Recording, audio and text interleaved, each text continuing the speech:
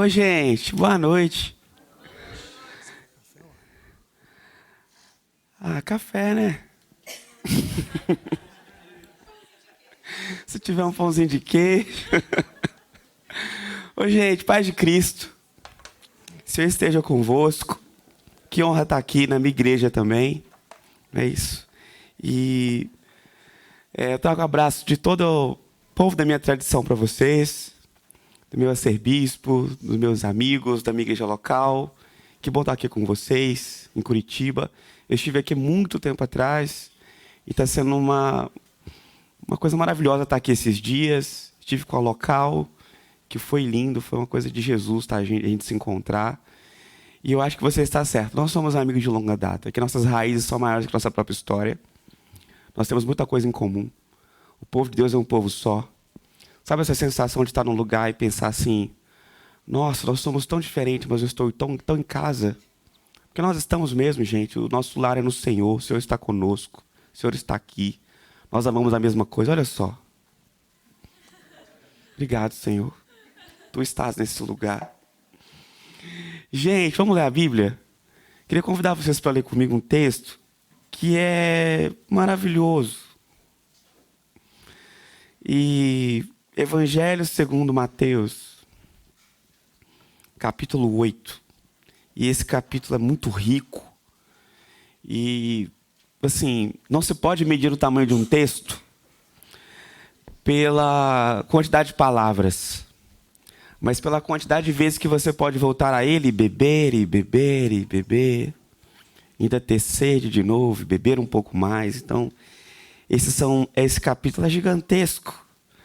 Então, a gente vai ficar com uma pequena parte que é muito linda e intrigante, que começa no versículo 23. Então, Mateus capítulo 8, versículo 23. Nós vamos ler a primeira vez a minha versão, gente, vocês me desculpem. Provavelmente ela é um pouco diferente da de vocês. Mas, enfim, é tudo texto bíblico, texto sagrado, e o Senhor falará conosco. A gente vai ler uma vez, depois eu vou ler de novo, comentando junto com os irmãos, certo? Vamos ao texto? Primeiro, Senhor Jesus Cristo, fala conosco, essa é a tua palavra. Nós queremos ouvir tua voz, nós acreditamos que esse é um texto sagrado. Acreditamos que o Senhor moveu os irmãos e a igreja, a tradição, para que a tua palavra chegasse nas nossas mãos aqui, que o Senhor pudesse nos alimentar com a tua palavra. Nós acreditamos nisso, que o Senhor está presente aqui, Pai. Então, nos alimenta, Pai. É a Tu que viemos ver, Jesus. É Tu que nós amamos, Pai. Nós estamos aqui com sede, como almas sedentas da Tua voz. Fale conosco, Senhor. Amém. E subindo ele num barco, e seguiram-no os discípulos. E eis que surgiram uma grande agitação no mar, de tal forma que o barco ficou escondido de ondas. Porém, o próprio Jesus dormia. E os discípulos foram acordá-lo dizendo: Senhor, salva-nos, estamos morrendo. E ele disse-lhes: por que sois medrosos, homens de pouca fé? E levantando-se, então, repreendeu o vento e o mar, e sobreveio uma grande calmaria, uma acalmia. E os discípulos espantaram-se, dizendo: de onde vem ele? Ou talvez esteja aí: quem é este, que até o vento e o mar lhe obedecem? Amém. Palavra do Senhor. Nós damos graças a Deus. Gente, vou ler de novo. E ele, Jesus, subiu num barco. Sabe lá Deus para quê? E os discípulos falaram: se você vai, nós vamos também. Nós já deixamos tudo para trás, nós estamos te seguindo. Então, se quem nós estamos seguindo sobe no barco, nós também subimos num barco. E o Senhor vai. E eis que surge uma agitação no mar. E não qualquer agitação. Uma tremenda agitação. E o que eu queria pedir para você fazer uma coisa junto comigo. Que você pudesse relaxar onde você está. Distensionasse o seu corpo um pouco. Respirasse bem fundo. E ficasse numa posição que você conseguiria ficar por muito tempo. Então descanse mesmo assim o corpo, sabe?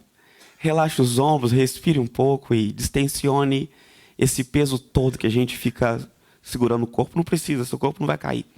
E eu queria convidar você a fechar os olhos agora comigo.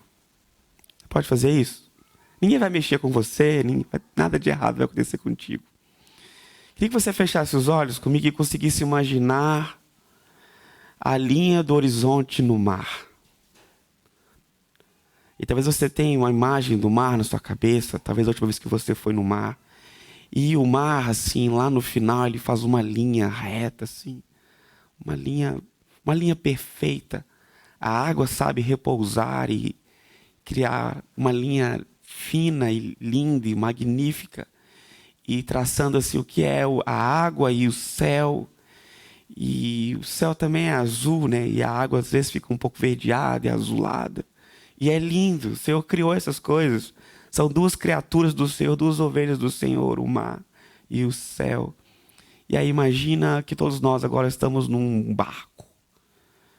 E nós estamos andando pelo barco e o barco mexe, balança. E o mar tem um cheiro, tem um som próprio, é um ambiente muito particular. E nós estamos adentrando no mar. E a terra já ficou para trás, não dá nem para ver mais a areia. E nós estamos no mar.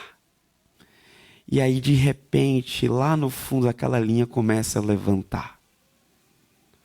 A linha do horizonte começa a se mover para cima. E começam a vir ondas grandes. E o barulho começa a mudar, e a cor do céu começa a mudar também. E o céu fica mais escuro, e nuvens e ventos, e o barco balança mais forte.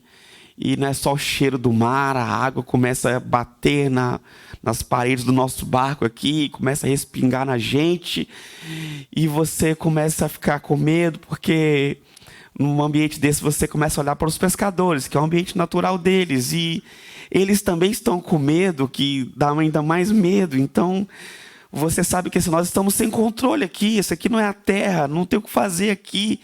E a gente pode afogar aqui, e isso pode ser terrível. E as ondas estão bem perto, agora elas são bem maiores do que o barco, elas estão acima de nós. Quase não dá para ver o céu, só dá para ver a onda e o nosso medo. Está vindo o barulho da nossa embarcação? O comandante está tocando a buzina, pedindo socorro. Pode abrir os olhos, meus irmãos. É um sinal. Fala conosco, Senhor. As trombetas estão tocando. Gente, isso aconteceu de fato, assim. Isso era parte do discipulado de Jesus com eles. Jesus sabia que a tempestade viria. E tem pessoas ali nesse barco que entendem de barco, que entendem de tempo, entendem de maré, entendem de onda. E isso não foi suficiente para aplacar o medo. Não foi. Porque esse era um ambiente de insegurança, mesmo no lugar que eles conheciam. E você poderia pensar, será que é um ato irresponsável aqui de Jesus? Mesmo sabendo que uma tempestade se aproximava, ele vai num barco e que coisa imprudente. E corre o risco de vir e deixa os discípulos virem. Eles vêm e Jesus fala, quer vir, vem. Certo? Na verdade, Jesus Cristo programou esse encontro com eles em alto mar. E eu sei que não era um ato irresponsável de Jesus.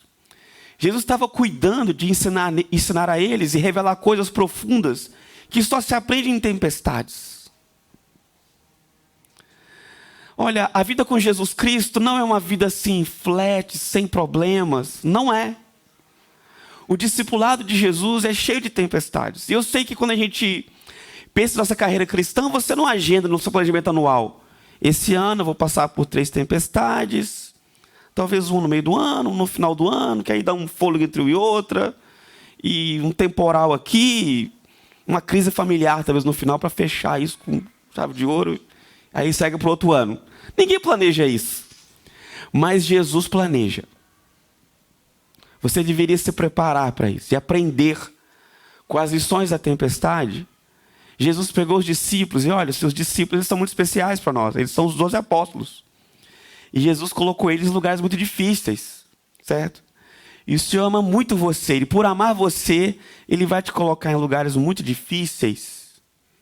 A nossa fé não é como outras experiências espirituais por aí, e que o grande objetivo é livrar você de todos os arranhões. Olha para Jesus. Contemple o Cristo crucificado e você vai entender o que é a nossa fé. Nós amamos um Cristo de dores, um homem de dor, um Cristo no Calvário. A beleza do Calvário é que Cristo se entrega e o amor, meus irmãos, tem cheiro de suor e sangue.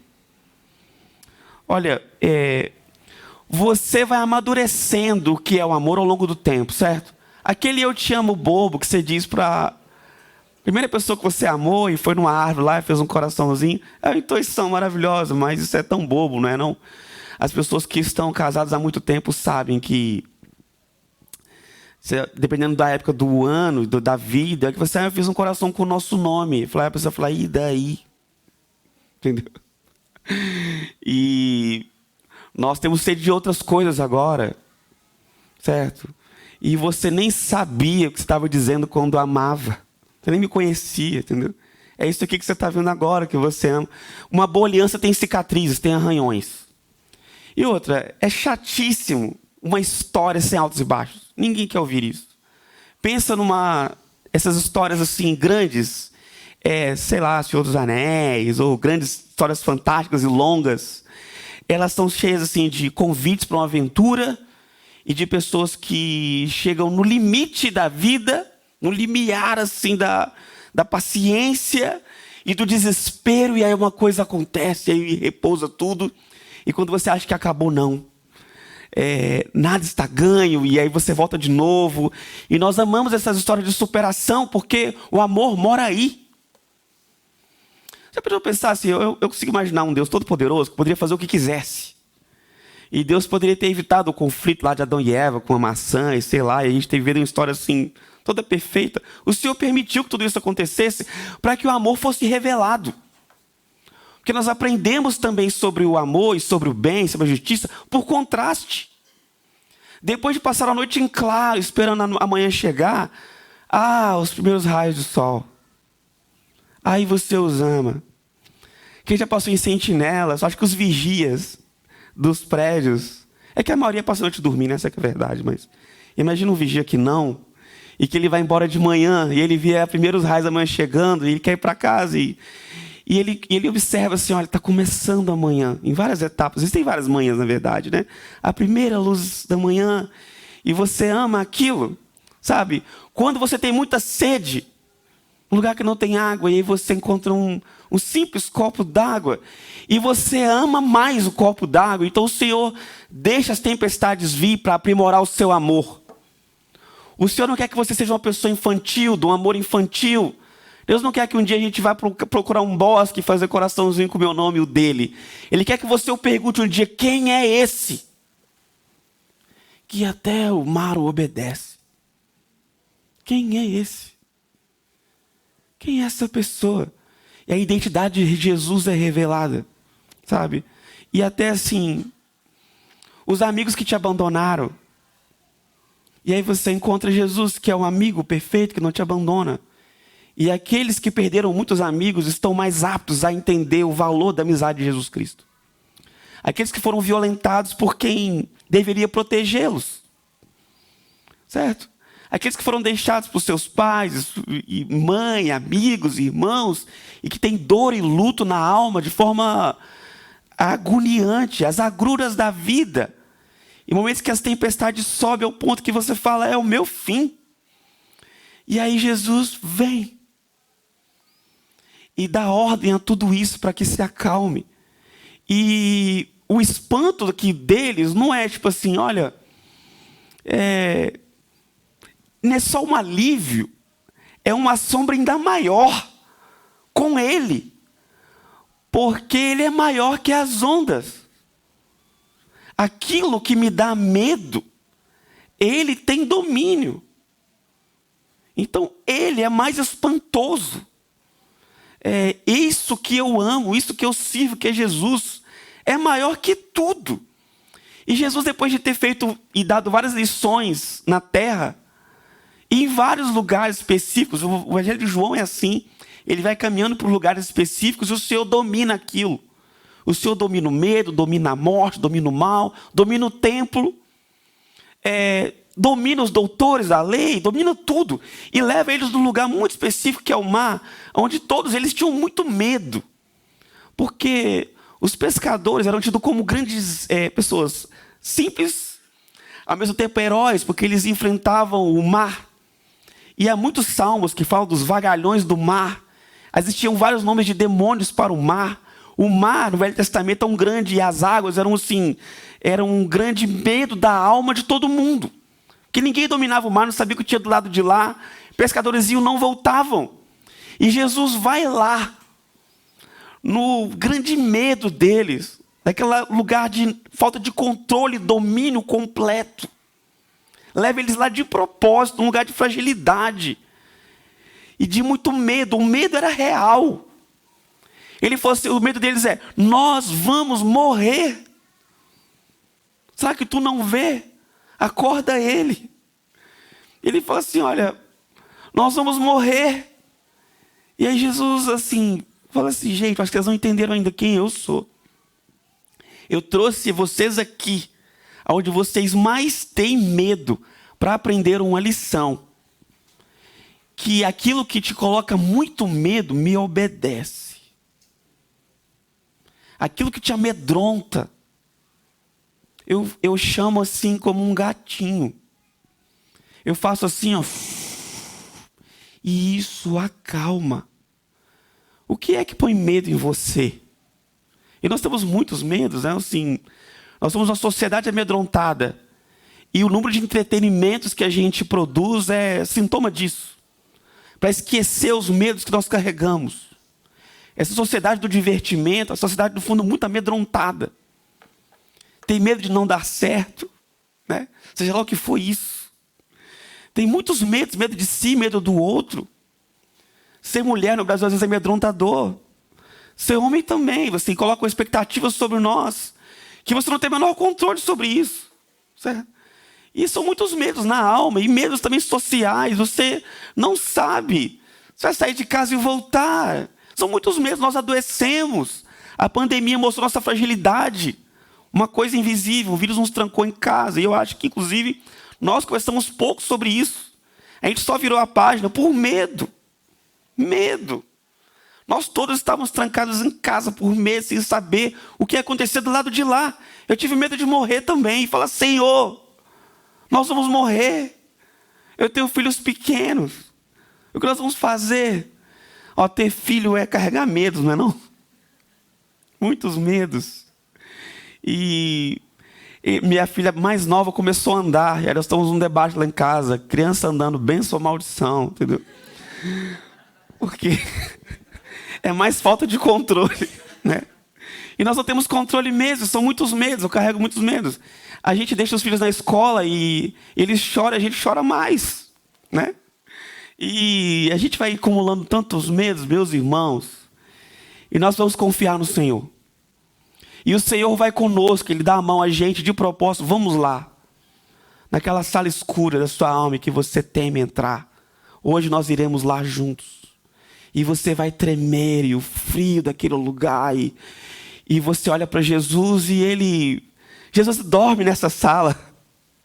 Ele não tem medo de nada, nada amedronta o nosso Senhor. E se você o clamar assim, salva-me, Ele fala, é claro, filho, é claro que eu te salvo. Eu só vim para te salvar, certo? Então você pode descansar, meus irmãos. Olha, eu sei que a gente se pergunta muito assim, o que nós podemos fazer para alcançar essa geração, essas coisas todas? Eu acho essas perguntas assim, cansativas também, mas tem dia que eu não quero salvar o mundo, eu só quero terminar o dia, fazer as crianças dormir, deitar, tomar um bom café, certo? Mas uma coisa eu sei, que se nós tivermos um olhar de remanso, as pessoas vão ficar chocadas, porque ninguém tem isso. Pessoas estão com medo da eleição, do que vai acontecer, da economia, dos vírus, da empresa não virar. E eu vou contar uma coisa para vocês que me espantou muito. Eu aprendi tanto uma lição para a vida com uma irmã que eu nunca vi, não sei nem o nome. Eu lembro de que teve muita chuva numa região do Rio de Janeiro. Não lembro muito bem ao certo, faz muito tempo. Não foi essas últimas enchentes, assim, faz muitos anos isso. E eu lembro que a repórter chegou lá e começou a filmar. E havia descido um barranco. Eu lembro que eu estava na hora do almoço e eu estava em pé, vendo o jornal e com o coração assim, muito afligido, porque perder tudo é muito dolorido. E nós brasileiros, nós trabalhamos muito, as pessoas trabalham muito, somos um país de trabalhadores. Desde das pessoas do campo, as cidades, as pessoas acordam cedo para conquistar coisas muito simples. Não é uma vida fácil para a maioria, né? E ainda vê uma tragédia dessa do nada e leva todas as pessoas. E eu fiquei muito assim... Como essa tragédia agora no Rio Grande do Sul, é muito sofrimento e dor que a gente não consegue calcular. E eu estava em pé, em frente à TV, falando com a minha esposa, a gente tem que fazer alguma coisa. Já desenhando na cabeça uma campanha de doação. Falei, eu vou para lá. A reportagem nem acabou. Aí do nada, a repórter vai e começa a filmar uma pessoa. E ela estava assim com uma jardineira jeans. E um coque na cabeça. Eu falei, cara, eu conheço esse tipo de ser humano. Essas irmãs do coque. Eu falei, essa entrevista vai dar errado. E aí começa a filmar a irmã e foi chegando assim, ela estava com aquele olhar assim de irmã do circo de oração, sabe? E talvez você conheça alguém assim. Aí a repórter chegou e falou com ela assim, foi a senhora que perdeu tudo? Ela deu uma virada para a câmera assim, e tipo assim, tudo não. Mas não é aquela casa sua, só a casa e o que havia dentro. Tudo não. Eu tenho Jesus Cristo. E a repórter, aí eu fiquei assim, eu sabia.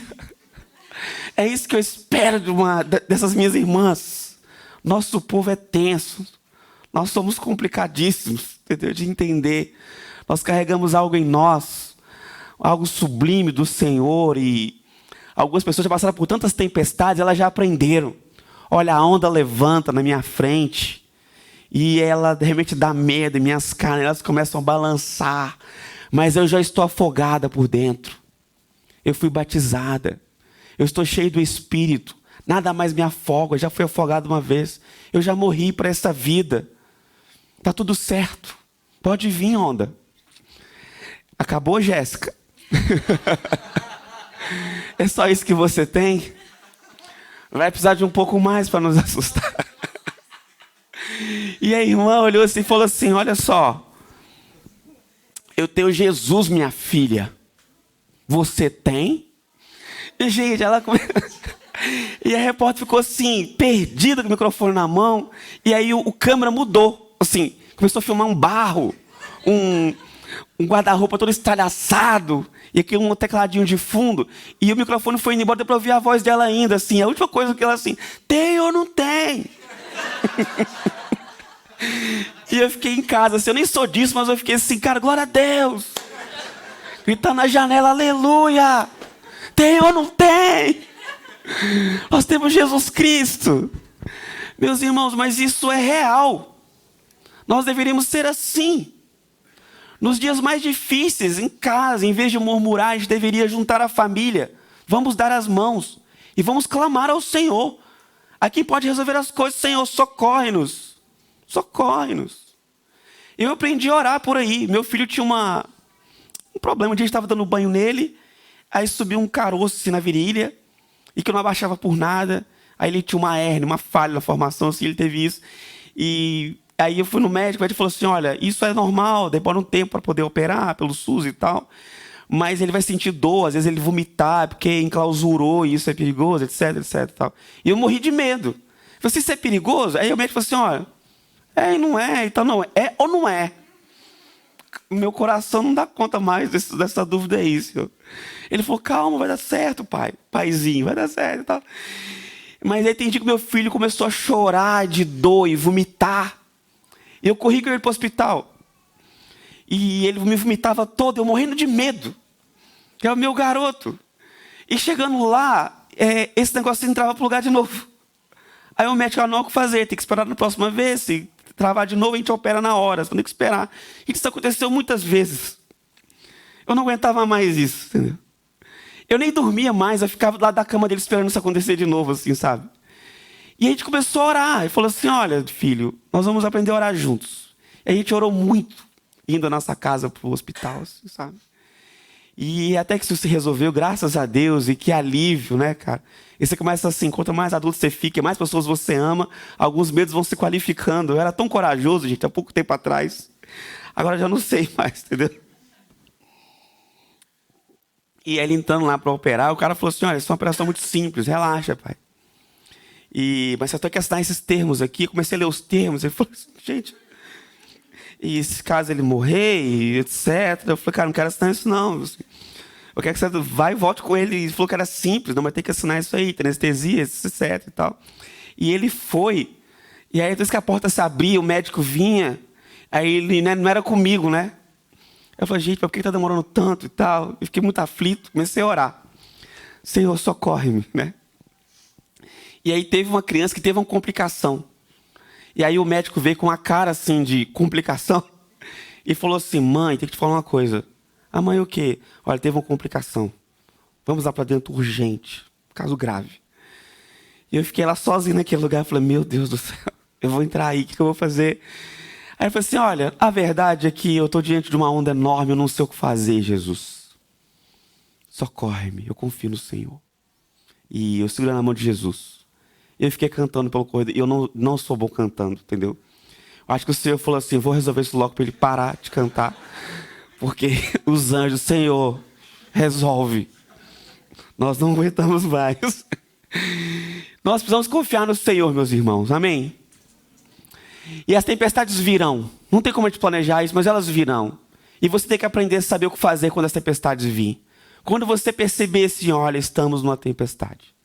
Isso quer dizer que deu tudo errado? Não. Pode ser que o Senhor queira nos mostrar uma lição, nos mostrar um pouco mais do seu amor, de quem Ele é. Amém? Graças a Deus.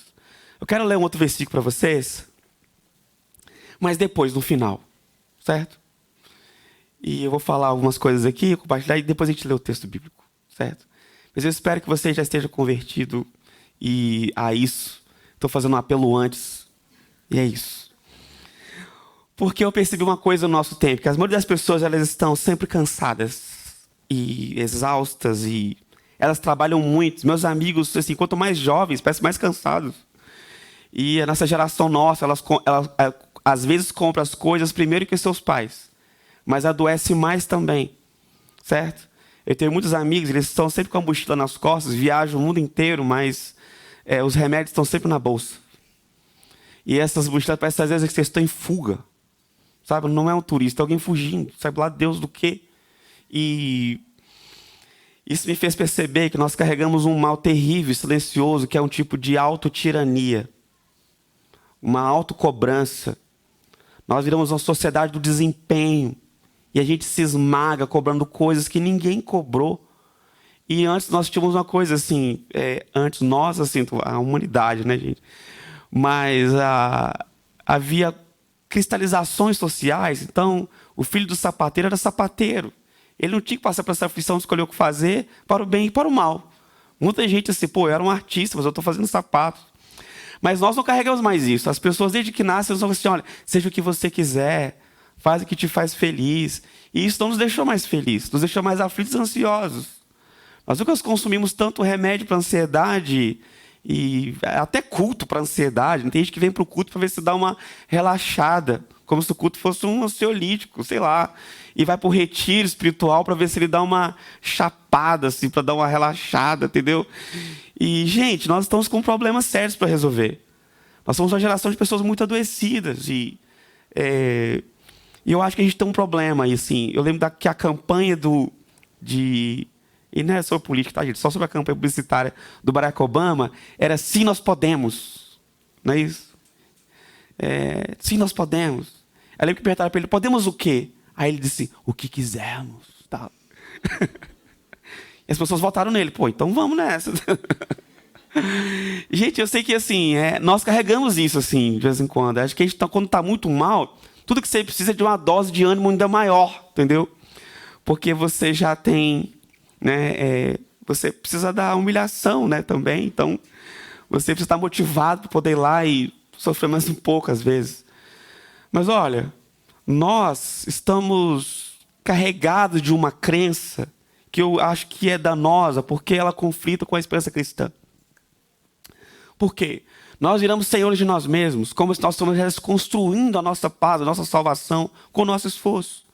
Eu acho terrível e um fracasso assim da nossa sociedade, da igreja, quando a gente vê aqueles jovens sofrendo na porta da prova do Enem. E eles nunca sofreram tanto, e alguns caem no chão, começam a se debater, e aquele clima de guerra entre eles, assim, tipo, tô acertando aqui, hein? Entendeu? E um olha para o outro com aquele clima de tensão, assim. Eles são soldados do conhecimento, uns para ocupar o mercado de trabalho, como se isso fosse a própria salvação. Nossa felicidade não está aí. Nós deveríamos enviar jovens para todos os lugares descansados. Porque nossa vida foi resolvida na cruz. É o que nós cantamos. É o que nós pregamos. É o que nós acreditamos. E nenhuma profissão irá me salvar. Nós temos essa confiança de mesmo que uma avalanche de lama tome tudo. Eu vou lá na cara de um repórter e falo assim: você tem Jesus, filha? Tem ou não tem? Entende? Nós somos esse tipo de gente, meus irmãos. Nós vamos trocar o nosso medo por uma confiança absoluta em Jesus Cristo. Gente, nosso Senhor virá. Ele foi preparar um lugar para nós. Nós somos salvos. Salvos. A nossa felicidade é o próprio Cristo, nós o temos. Por que tantas aflições? Por que tanto medo? Nós temos o Senhor. E eu me lembro de ouvir algo assim naquele corredor do hospital.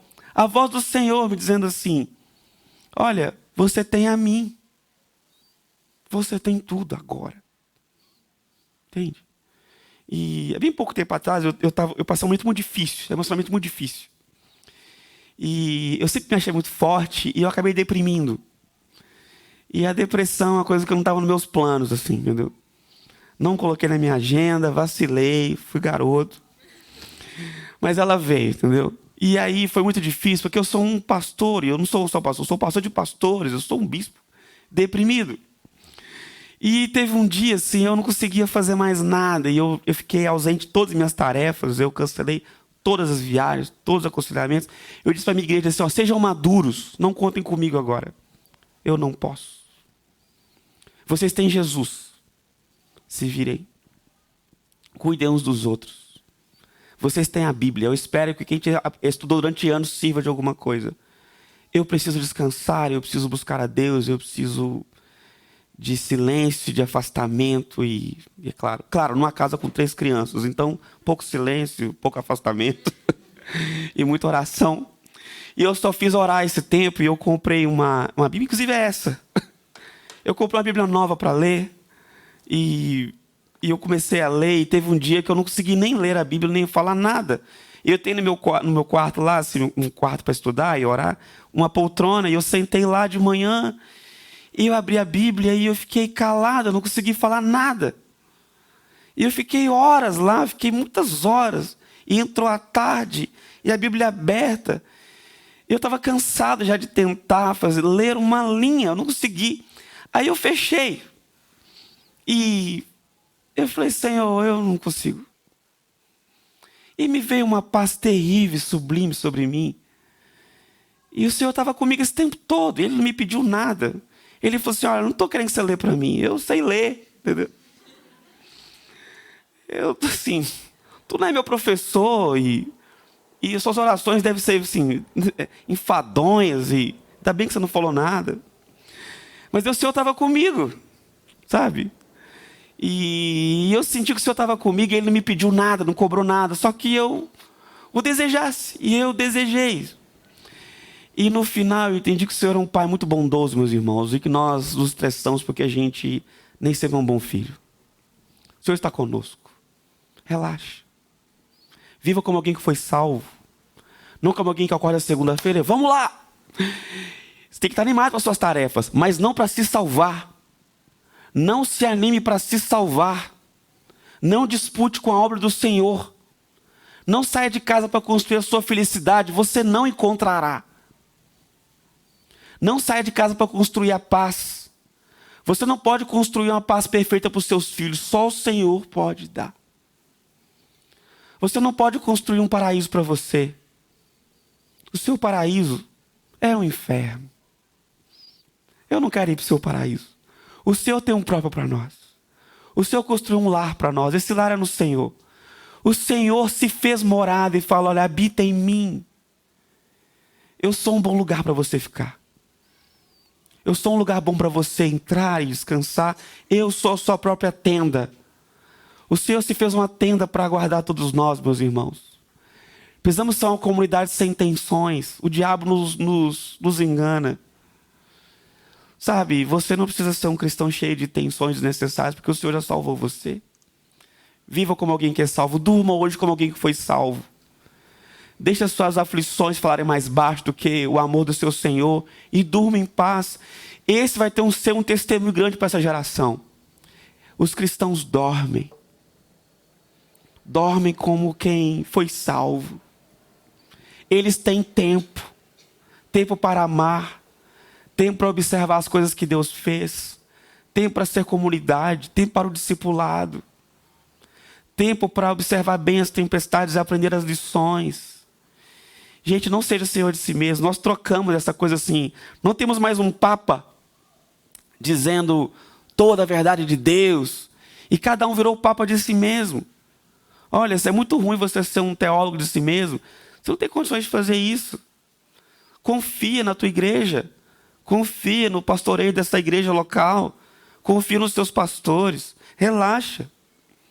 Sabe, é muito difícil você... Sabe, nossa geração fica ninando a si mesmo, como se fosse pai e mãe de si mesmo. Eu não preciso de ninguém, aí estou sozinho por opção. Isso não está certo, meus irmãos. Essa cultura cansa. Olha, ter que interpretar personagens, ser original o tempo todo é uma tragédia. Ser alguém comum é uma bênção. O Chesterton disse isso, né? A coisa mais maravilhosa do mundo é um homem comum, com a sua mulher comum e seus filhos comuns. Em paz. Vive em paz. E aí depois disso, produza coisas. Trabalhe em paz. Faça negócios. Feche acordos. Faça novos desenhos. Dance mais. Em paz. Como alguém que foi salvo. Não como alguém que quer construir a sua própria tenda. Sabe esse lugar ao sol? Nós já estamos lá, queridos. O cume da existência é Jesus Cristo. E você já tem. Se você não é feliz hoje, não vai ser amanhã. Porque tudo que está disponível para você ser feliz é Jesus Cristo e você pode tê-lo agora. Nossa felicidade não é amanhã. Não tem nada mais que você possa fazer, nenhum título, nenhuma relação, nada. Nós somos felizes, por isso casamos. Felizes, por isso empreendemos, por isso cuidamos, por isso plantamos igreja, por isso pintamos, desenhamos, poetizamos. Não como aqueles que, se a carreira não der certo, eles não têm mais nada. Mas nós temos tudo. Então podemos fazer as coisas com o ombro descansado, amém? Então, deixa eu ler esse versículo para vocês, que diz assim.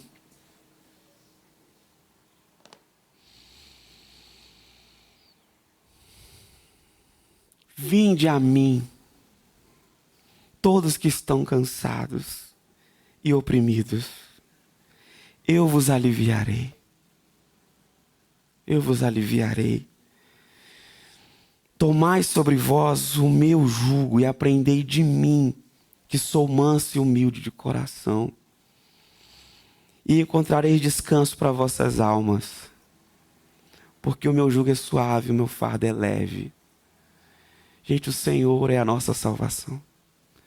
Isso não pode ser só uma poesia, uma canção. Isso tem que ser uma verdade para o nosso coração, para nossas emoções. Nós temos que andar no ritmo do Senhor. Nós vamos no ritmo do reino de Jesus. Nós não estamos com pressa. Já está tudo resolvido na cruz. A minha vida foi resolvida na cruz. Em prova nenhuma, em lugar nenhum. Em lugar nenhum. Minha vida já foi resolvida na cruz. Então eu posso descansar. Eu me glorio das histórias que eu não vivi, mas das histórias do meu Senhor. O homem perfeito que eu deveria ser não fui, Jesus foi no meu lugar. Ele pegou os distintivos dele de justo, de verdadeiro e cravou no seu peito. Então você carrega valores que vêm do próprio Senhor para você. Então não é confiado na sua história, na sua alta moralidade, na sua performance. Eu descanso e me deleito e me glorio na história do meu Senhor. Nós somos ovelhas, gente. Tem um coração de ovelha, uma mente de ovelha. Olha para o seu Senhor com confiança e fala: Senhor, o que tu fará hoje? Onde tu vai estar? É lá que eu quero estar. Seja uma tempestade, ou seja debaixo de uma árvore, como no Salmo 23, vendo o Senhor transbordar o meu vinho, dizendo assim: olha, está vendo os seus perseguidores? Estão todos calados. E eu te servindo. Você é passivo ali no Salmo 23. Eu amo isso, o Senhor que vem e fala assim: oh, para com essa bagunça aí. Eu só quero que você cale a boca, senta e deixa eu encher a tua taça, que significa alegria, unção. Eu cuido de você. Amém? Obrigado, Senhor. Senhor, nós não merecemos isso. Obrigado por tua paz e obrigado por teu amor. Teu amor é tão sublime. Nos cobre com tua paz, Jesus. Perdoa toda a nossa insistência em não aceitar todo o teu cuidado e amor e tua paz sobre nós, Senhor. Que nós sejamos um testemunho para o mundo de que seguir o Senhor vale a pena. E nós podemos provar isso. Nós acordamos com confiança e dormimos em paz, porque nós fomos salvos por Cristo Jesus. Amém. Graças a Deus. Deus abençoe vocês, meus irmãos. É nóis.